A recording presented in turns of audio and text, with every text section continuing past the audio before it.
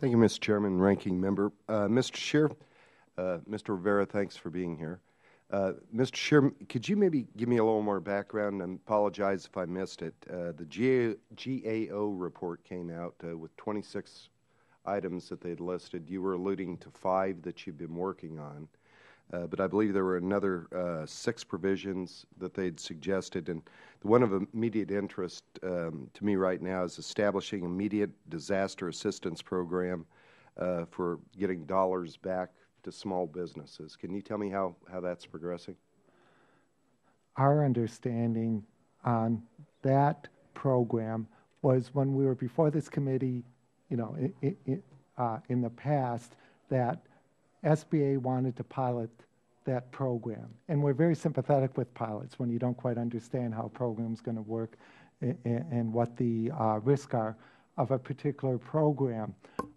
As of the information we've just gotten for this hearing, the regulations are in place, but the pilot hasn't occurred yet. And I think that's related to it's to be operated by the Office of Capital Access at SBA. And they've been quite busy, our understanding is with the Recovery Act provisions. So that pilot has not occurred as of yet. And it seems these other private loan programs are to some degree, those not being implemented, are to some degree related to the pilot on the immediate disaster assistance loans not being used yet. That's our understanding of it. It's a work in progress. Mr. Rivera, disaster loans are made directly by the SBA and not through the network of lending partners. And I'd just like to get your thoughts. Do you think that's a good idea, bad idea? Well, we've been doing it this way since 1953, and we feel we have the capacity and the ability to provide this service to the disaster victims. We cut out having to go through, a guaranteed loan, for example, like on the 7A side. So we deal directly with the disaster victims because it's a unique situation. It's not a working capital loan. It's not an expansion loan. It's usually debt on top of debt.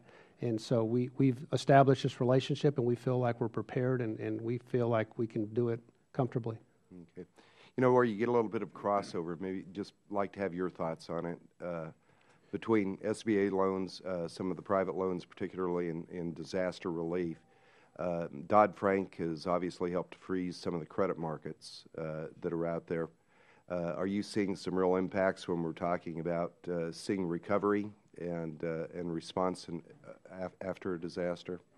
Well, we've seen a weakness in the economy in 2008, in 2009, no doubt about that. But we continue to provide assistance to the individuals based on their available cash flow from that perspective and an adequate credit. We're the most aggressive lender in town. We'll make the loans that the lenders won't make.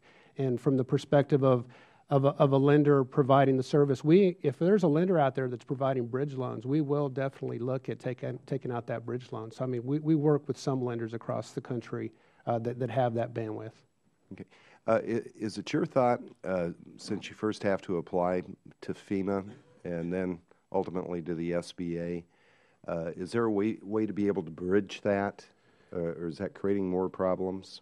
Well, it's a seamless process. The reason we want disaster survivors to apply first with FEMA is that we want them to be available for all types of resources that are available on behalf of the federal government. There's crisis counseling, there's medical, dental, funeral. There's all kinds of available immediate assistance that's available to help them with minimal repairs to their home or from that perspective. So once they go through that, there's a minimum income test, and if they are below that threshold, the individual disaster survivor, they stay with FEMA and they move over to the grant program. If they're where you say that's seamless, I guess what I'm curious about is just some of the time frame.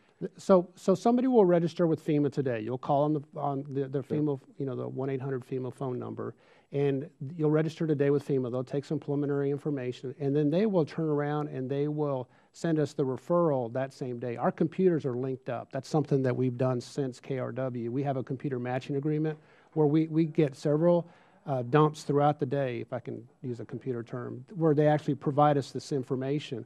Once we get this information, we mail out an application, and we're looking at ways of being a little bit more proactive. For example, we can call them these are some of the process improvements we're currently looking at, as far as like maybe giving them a call and saying, you just registered with FEMA, we're with SBA, and we provide the loan program, and you need to provide an application with us. And then we go through that process. Once we actually get the application back, we're processing in 10 days. Unfortunately, Katrina wasn't our best day in from a disaster perspective. We were doing, 60 to 70 days just to decline or approve a loan. What we've done is we've re-engineered that process where we don't take an applicant through the entire process. We can tell pretty much up front who's an obvious decline, and we go and refer those individuals back to FEMA. Thank you, sir. Thank you. Go back, Mr. Chairman.